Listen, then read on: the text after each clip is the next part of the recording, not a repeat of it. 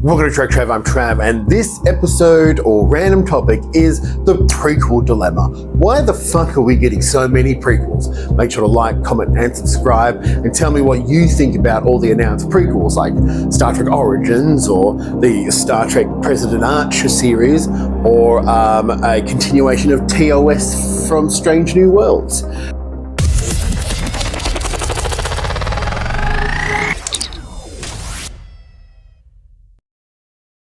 Star Trek has somehow landed itself. It's meant to be a progressive, future-thinking show. Gene Roddenberry was very big on moving forward, not moving backward.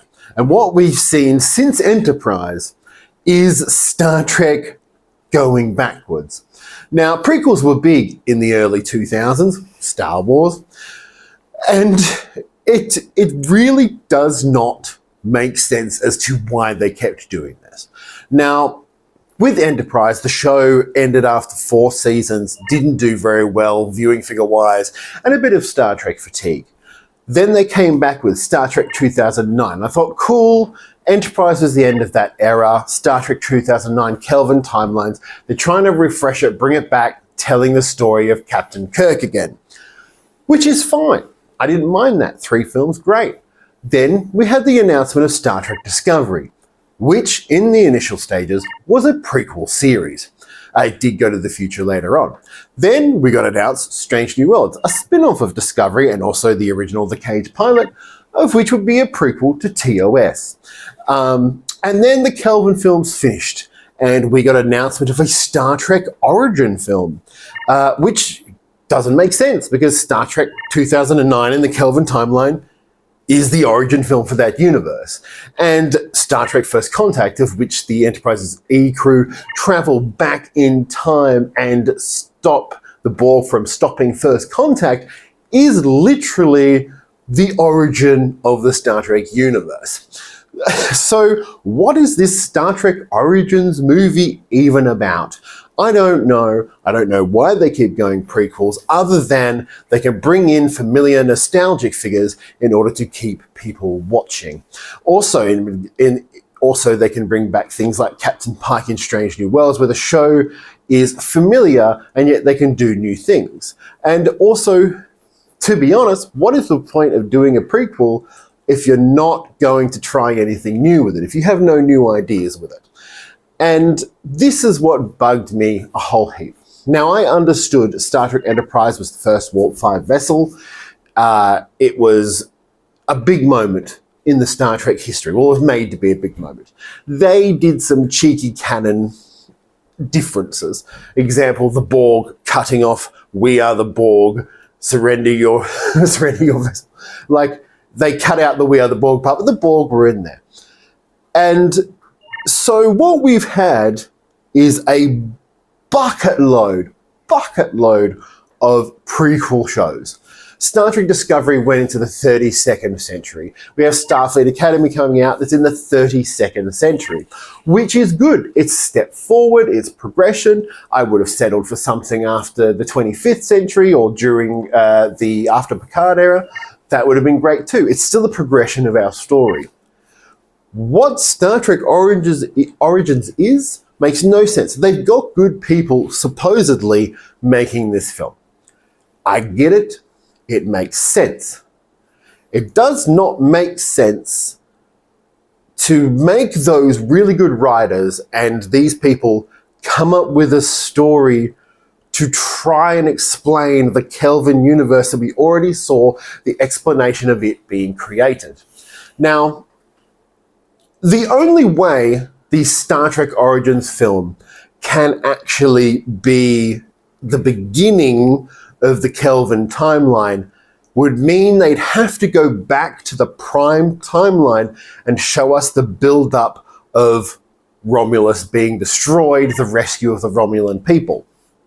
One big flaw with that, Leonard Nimoy is dead. So you would have to recast Leonard Nimoy, which makes zero sense. All of our TNG actors are all way older than they were post-Nemesis. So that doesn't really make sense. What are you doing? Like, you're going, well, basically the Narada wasn't the origin of the Kelvin timeline. Actually, it was this. It makes zero sense why you would focus on that. Now, if they said to me it's the origin of the Prime timeline and they came up with a new era, so they did maybe the Romulan War, or they did something like that, that would make sense as a prequel film.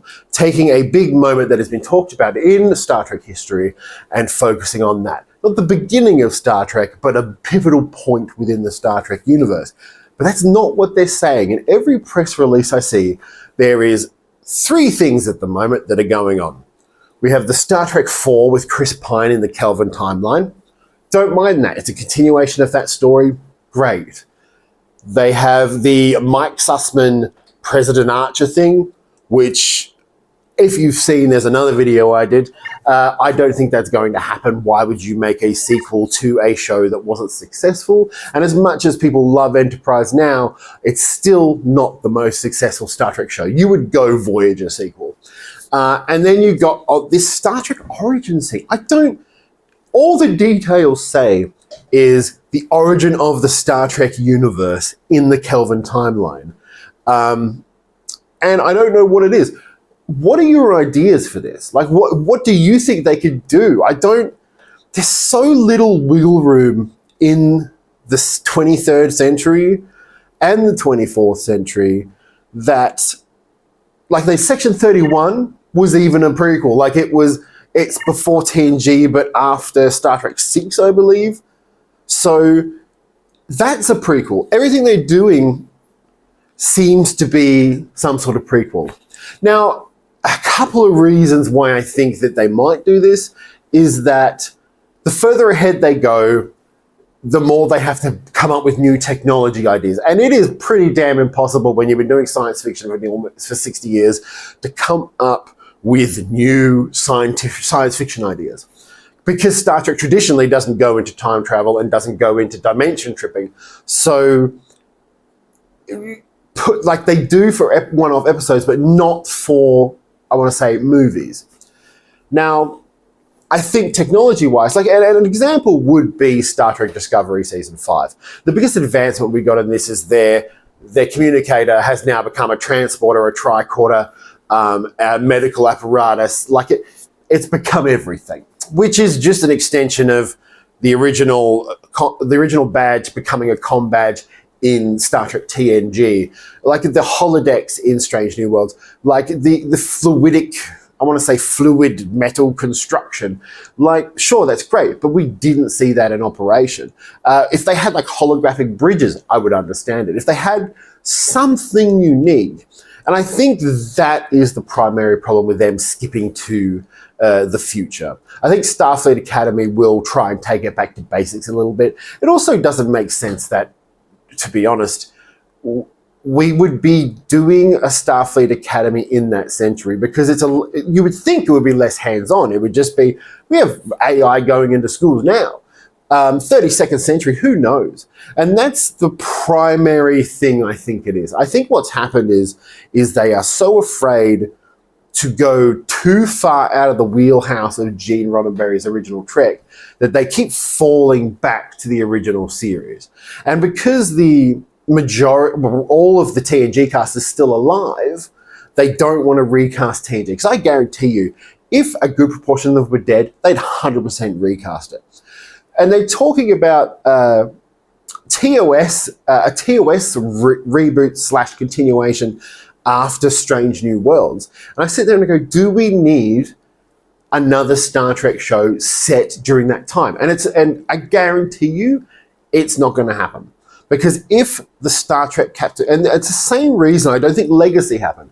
If the Star Trek universe is going to be this big, you can't afford to mix brands. So if you had a TV Captain Kirk on the crew of the Enterprise with all of the Strange New World cast that he could take, and then you had a Star Trek Kelvin timeline film with Chris Pine and all of his TOS crew that he can take, you've got 2 exactly the same franchises, or exactly the same supposedly moments of the franchises going on at the same time. And I don't think it's going to happen. The same with Legacy. I don't think that having 2 TV shows with an Enterprise as the central ship in both of them makes any sense, because you want to have that separation of branding. You wouldn't do Next Generation and the next series you do the next generation with the Enterprise Air and a new crew, because it's that branding. And while you're doing the TNG films, it doesn't make any sense. I think what they have at the moment, and it's Hollywood in general, to be fair, it is a lack of willingness for studios to invest in new things. And I get that Skydance has taken over Paramount. They might be more willing to continue the Kelvin timeline. But does that make sense in a show that's meant to be progressing our ideals? And getting onto progression and progressive ideals doesn't seem to be what Skydance's owner wants. But at the same time, he loves Star Trek. So I'm confused. But overall, what is the obsession with prequels is my biggest question. Why? But it also doesn't help that 1,000,001 fans go, I really, really want this. And then 1,000,001 fans go, I really, really don't want this. So their choice is, let's make a show that people are kind of going to hate or kind of going to like. And at least it'll be, so people will rage watch this show. It'd be so much easier for them to come up with a show in a future timeline where there is nothing written about it and they can do new things. What's your opinion on this? It frustrates me so much how much Star Trek seems to be stuck in a prequel recycling mode. It's driving me fucking insane.